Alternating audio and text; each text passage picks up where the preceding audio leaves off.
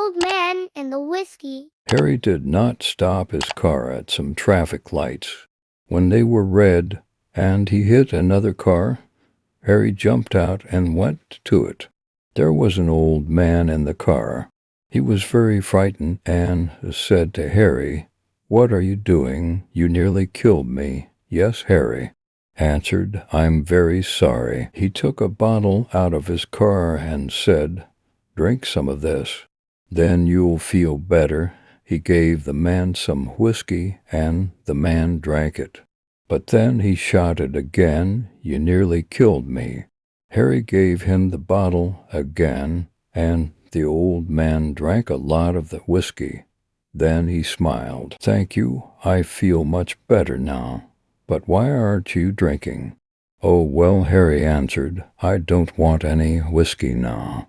I'm going to sit here and wait for the police." Short story, The Monkey. A boy with a monkey on his shoulder was walking down the road when he passed a policeman who said, Now, young lad, I think you had better take that monkey to the zoo the next day."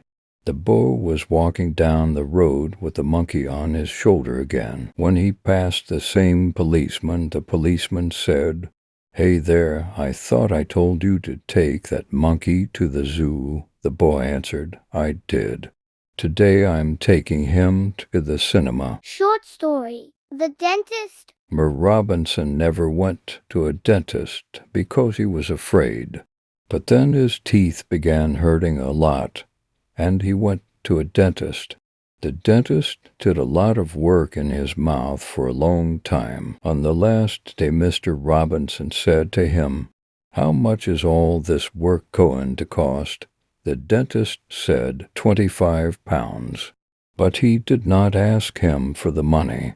After a month, Mr. Robinson phoned the dentist and said, "You haven't asked me for any money for your work last month." "Oh," the dentist answered, "I never ask a gentleman for money." "Then how do you live?" Mr. Robinson asked. "Most gentlemen pay me quickly," the dentist said.